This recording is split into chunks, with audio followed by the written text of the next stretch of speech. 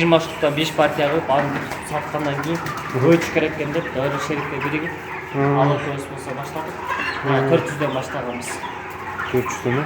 Достар, biz нарын içindeki ушундай эт багытындагы тоок баккан жигиттикине келдик. Анан ошол жөнүндө кеп калып аткан болчубуз. Булар бат бышчу тооктор келет экен, бройлер, э? Бройлердин ошондо кайсы эмне тукуму болуп калат? Арбор айкрес. Ошондой бройлердин ичинде өзү ушинтип бөлүнүп атат, э? Анда бул негизи көп да тукумдар, э? Толуп турат, э? Жок, ошол 3 эле бөлүнөт, кичине эле айырма, бирок негизи бройлер деп аталат. Бройлер деген сөз өзү бат семирет деген ушундай маанилүү. Бройлердин үндүктүн да бройлери болот экен. Үндүктөрдүкү, э? Ана тагыраак айтканда ошо тооктун бройлер арбор айкрес деп айтабыз. Булар деген корумдары бүт халал. Wise Agro деген Азия боюнча биринчи орунда турган фирмадан алып келебиз. Анан дары саят, бул саят деп ойлошот экен, көбүнчөсүчү биздикин эшикке сайбайт. Анан любой жаган любой нерсе өлөт да. Өлчүсү өлөт. Ыргытабыз. Тазалык үчүнчү. Анан жана Украинадан, Казакстандан келет экен бизге. Көбүнчө тоокторчу. Кээ бир угуп атабыз, Кытайдан келип эле, Түркиянын печатын басып эле сатып берет да, алар биздин эмелерге зыян. Жанагы боюндорлорго, больницага алып барат тооктун сорпосу депчи. Бүт ошого зыяндан ошол максатта өзүбүзгө натуральный деп алып келгенбиз. Общий 1600га жеттик. Анан улам 400дөн келип турат. Мисалы 400 союлса 400 келет, 400 союлса 400 келет. Баштаганыңызды айтып кетпейсизби? Кантип баштадыңыз? Анан азыр ушу 1,5 миң деп атпайсызбы? Ошого кантип жеттиңиз? Канча убакытта? Кайсы мезгилде башталды? Баштаган ушул жыл эле мартта баштаганбыз. 20 штуктан 5 партия кылганбыз дагы. Анан ошолорубуз биринчиси эле чоңоюп сатып баштаганда, анан бир бала менен келишим түзүп, ал инвестор болуп 400дөн баштадык. Анан 4 партия кылдык. 400 штуктан. Ага чейин өзүм болсо багып баштаганда эле обучениясын онлайн окугам 20 күндүк. Ана Wise Agro'dan бияк тренинг болгон 2 күндүк.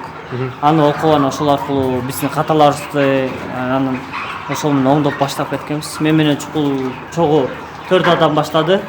Алар баягы эреже боюнча эмес, ушундай нерселерди жакшы көңүл бурбагандыктан жарым кырып алышты, анан токтотушту да.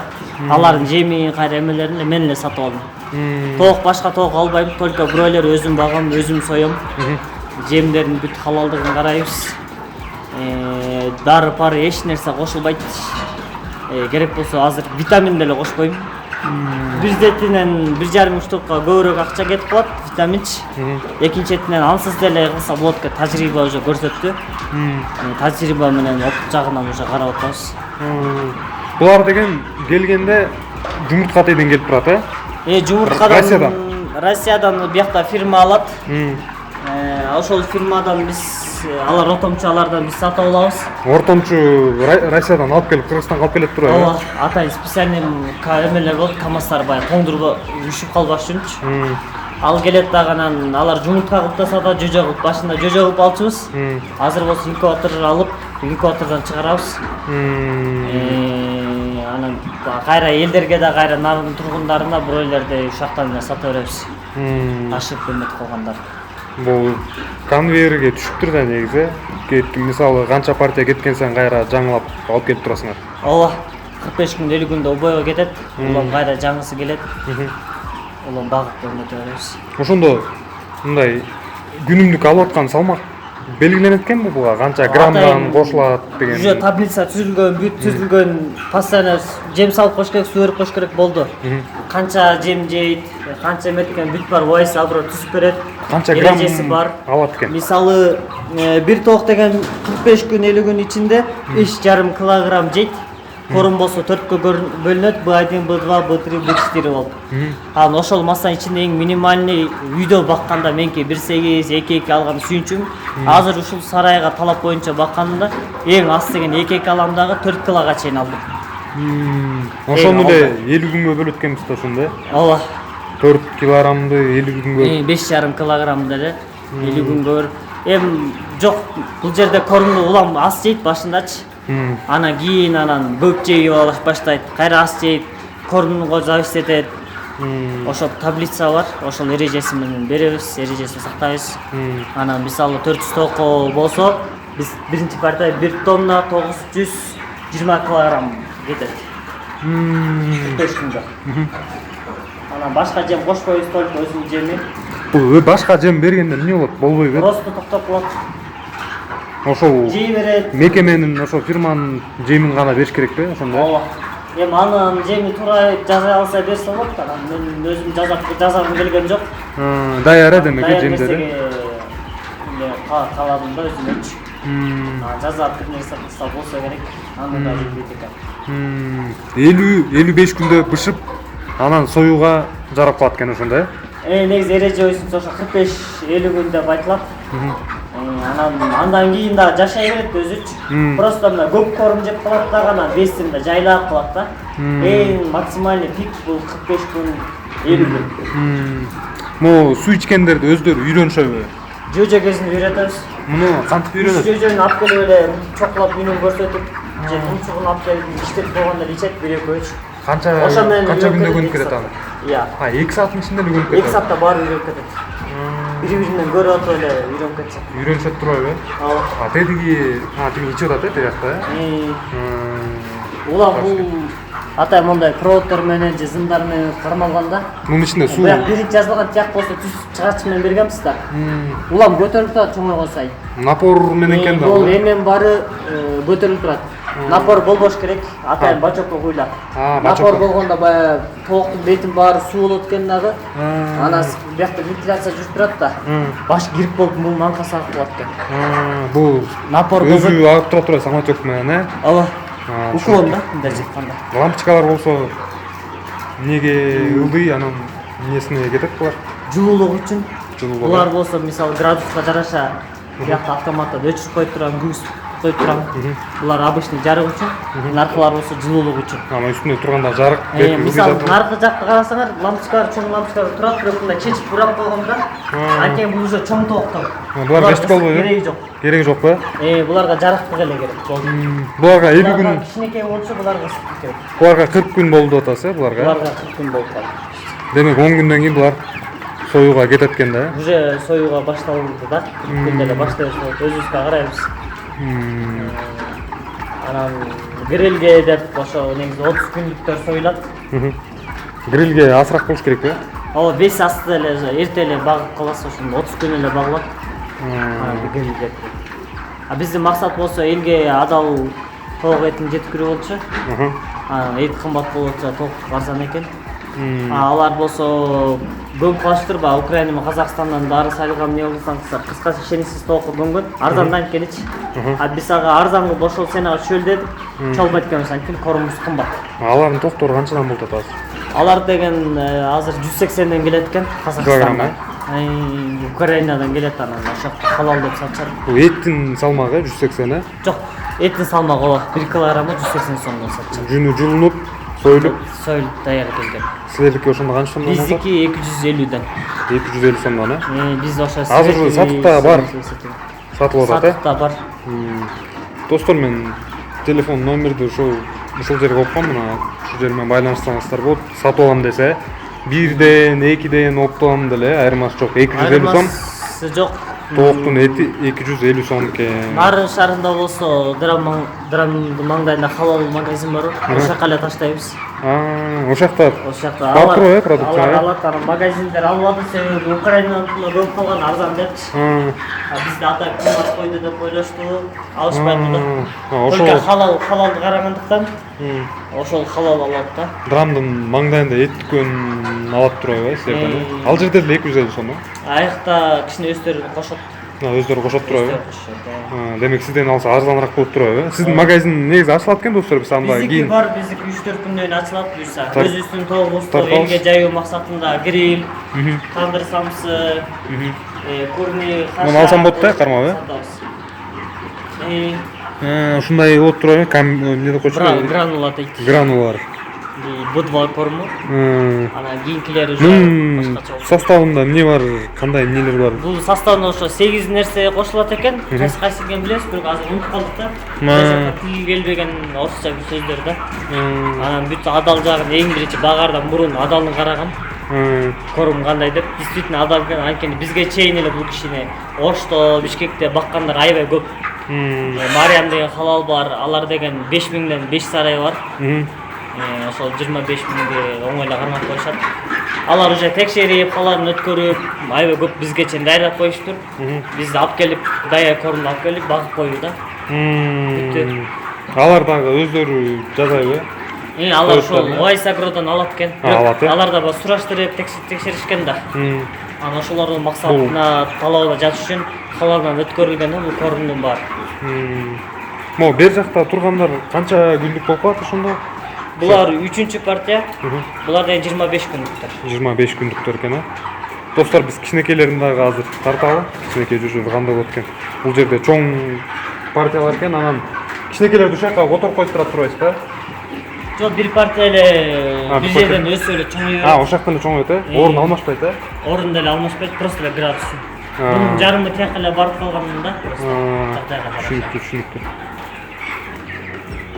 Бул жак кичине жылуу экен, азыр 26-8 градус экен, 27 градус экен.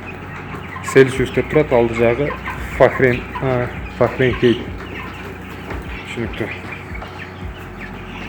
Анан азыр тоок алганга кардарлар келип калыптыр, анан тоокту берип келем деди. Мына бул жерде майда жөжөлөр турат. Жаңы жумурткадан чыгып, мынакей ушунтип чоңойот экен да. Анан бул жер жылуураак экен да, кичине. Эшикте негизи бир 22 градус болуп атат. Бул жердин ичи болсо 5-6 градуска өйдөрүү экен. Төр жагында эң чоңдор турбайбы,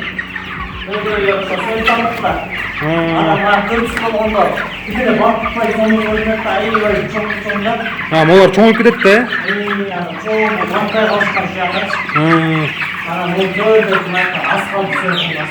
Молар чоңдор турбайбы? Булар каждый азыр живой веси 5 килога чейин жеткендер. Мына могу тажысы чыккандар короздор, тажысы жоктор ургачылар. Ошо короздор семизирээк болот.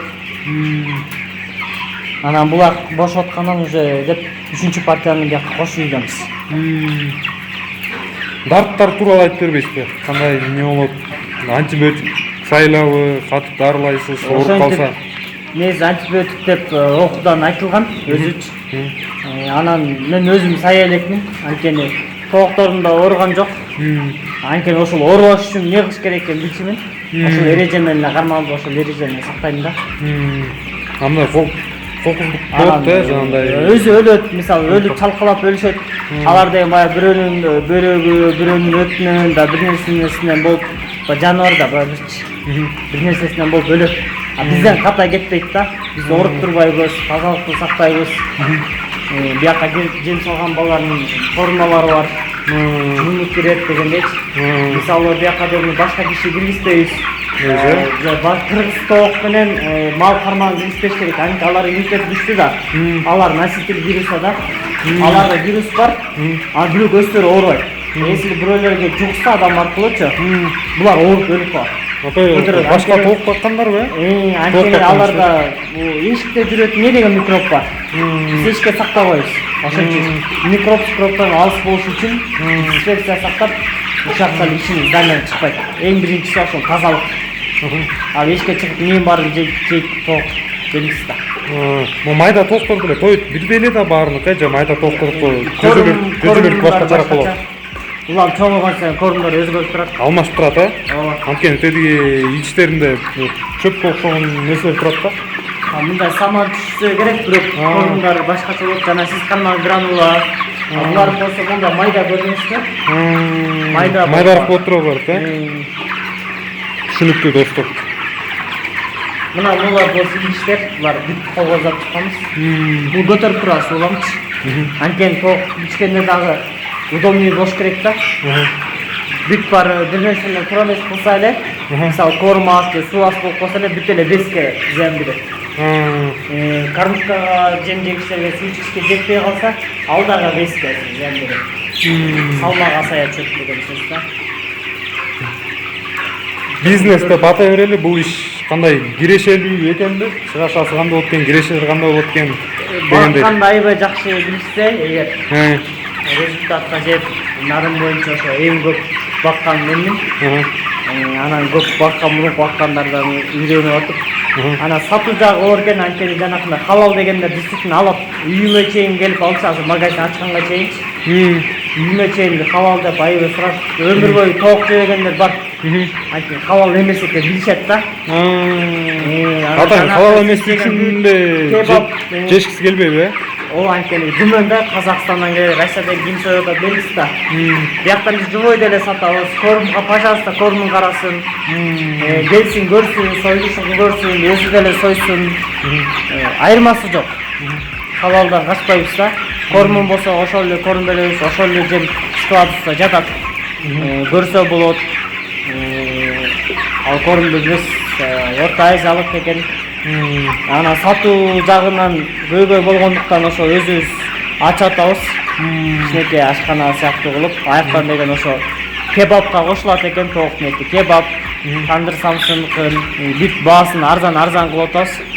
Бай элге жеткиликтүү кылып, гриль, тандыр гриль, кашан, курниктерди кошуп атабыз да. Баягы чындап халал жейм деген киши келип жесин. Ошол жака мен тоокторумду коем. Ошол эл көргөн жергечи. Мына любойун союп бер десе, ошону союп берип, ошону деле бышырып беребиз. Өзүм соям ошол жеринде сойсо болот. Айырмасы жок. Анан биз ушул ишти кылып атканда көрбөй туруп, мени тааныбай туруп айткандар болду, аябай көп болду чынын айтканда. Эмне деп айткандар? Дары саят депчи. Дары саят деп. Дары саят, дары менен өсөт. Анткени 1,5 айда невозможно дей берет экен да. Биз да ошончо ойлогонбуз. Кантип ийнемен саят. Ошондой саят экен же Украинадан, анткени грилге бышат го жана грилдейлер чолпон астынан ар жакта турбайбы? Сайганда суу агып, кичирейип калат. Биз бышырып көрдүк грилге. Мен гриль аппаратым бар. Эч кичирейген жок. Маринаттуу суу сагат болду. Ошол эле масса, ошол эле нерсе. Ысыкка баягы тери тартышка кичине граммадан айырма болушу мүмкүн. Бирок шаркырап башка грилдей, Украинадан келгендей акпайт. Дары сайбайбыз, аны көрбөй туруп ошентип тоскоол болгондор болду. Тааныбай туруп, ала дары саят 1,5 айда чоңошуу невозможно деп. Бирок бул ушундай порода экен да. Ушундай породасы бар экен. Сан жактарга кезек берсек, сандарын баасын дегенимде мисалы орточо тоок бышкандан кийин канча сом менен айланат экен, ошондо 700-800 миң сом. Кандай мисалы түшкөн доходу же кеткен расходу? Кирешеси деп айталычы, бир тооктон түшкөн киреше. 1ге 0,7 деп айтат элем, эгер чипи саткандачы. Живой сатканда арзанда сатасың, кичине пайыз, бирок 1ге 1 болуп калат да, эгер өзүң бышырып ашкана болсо эгер. Мисалы грилинг болсо. Если живой кылып сатсак 1ге 0,7 деп айтат элем. 1ге 0,7 бул деген 0,7 ошо 1ге 1 таза кирешеби? Таза киреше экен, а? 1ден 0,7 чөп экен да. Мындай 1ге 1 эмес. 1ге 0,7, э? Түшүнүктүү. Эгер эме кылса 1ге 1 кылса деле болот. Если количество көп болсо. Болот, ошентсе болот экен. 1ге 0,7 болгондо нар жакта 0,3 бул свет, эмгек акы, чыгашы. Достор, эми калган өзүңүздөр математикада эми эсептеп өзүңүздөр чыгара аласыздар. Иш мындай рентабелдүү, аябай кирешелүү экенин өзүңүздөр баамдап эсептеп алсаңыздар болот. Эми анын баарын сыр койдон калат да, ар бир ишкер бүт баарын мен оюмча айта бербек болуш керек. Мындай ушундай деп. Бирок 1ге 1 аракет кылса чүрсө болот экен, э? Болот. Мынакей майдалар да турат бул жерде. 19-20 минутталык видео болуптур. Номерлерди болсо жаздым, сатып алсаңыздар болот экен. Адал дейтин, ушул жерге да номерди чыдап коем. Атыңыз? Рахман деп кайрылсаңыздар болот. Нарын тургундары Адал сойлат дейт, Адал тоок жейм десеңиздер, гриль жасап жейм десеңиздер, же башка тамакка кошуппу, шашлыкпы, ошол жерден сатып алсаңыздар болот экен. 3 минуттук видео кылып салалы. Ортосунан кесесиз да. О, кесип тур муну жака киргизем да. Мына брудер деп атасың, а? Брудер. Колго алган брудерлер. Оңой эле, арзан. 15 күн сактаса болот. Ичинде Мындай кылып жасаса болот. Астында сетка. апи Ана 34 саман салып градус койгом. дейт, Саман салып койгом, саманды төгөм, кайра патын салып койгом, саман салып. Шуна брудерден эле баксылуу жаратына килдеги сарай эмес. брудерлер. Асырап калган десе. Аны бирок градустар көп тур, 34 көрсөтүп атат. Азыр күн ысыгып кетти да, азыр кичине сүрүп эс алабыз. Молар 3 күндүк. 3 күндүк. 3 күндүк жөжөлөр экен, э? Жумурткадан чыгып, жумурткадан чыгып атканда өздөрү эле чыгабы жерме? Контролдоп карап. Караш керек чыккандан кийин. Жок, өзү эле чыгат. Өзү эле чыгып калды. Өзү эле чыгат. Жардам бермейді. Просто ар бери басып буту кирет, наркы өрүк болот. Майда шигерлер эле. Түшүнүктүү. Бияка канча күн сакталат? Бияка 10 күндөн 15 күнгө чейин сактаса болот. 10 күндөн 15 күн андан жака которуп берсеңер да чоң жерге. Мына достор. Ушундай да жашашат экен 15 күн. 3 күндүк жөжөлөр экен. Кадагы эт да көрөт. Тожон. Ошону таза алып келип, тожон өзүм. Тоджон дейсиң? Тоджон деген пара.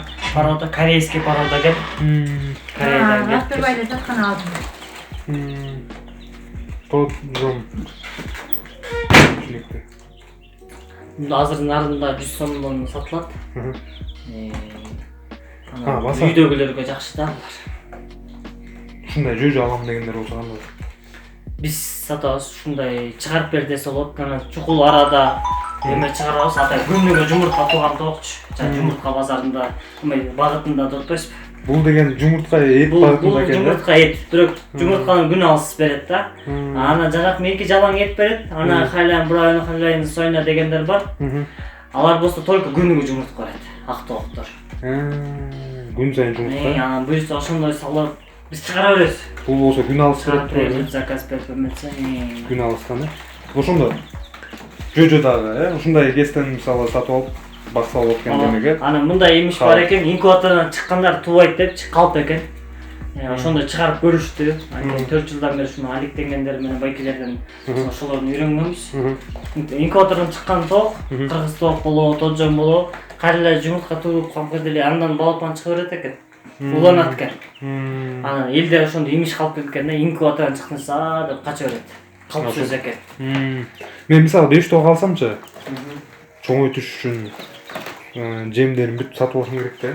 Бул таджонго любой эле жем бере бересиз. Буудай, арпа ушул сыяктуу жей берет. Кете береби? Домашний кыргыз тоок катары бакканыңызда ошонусу жакшы.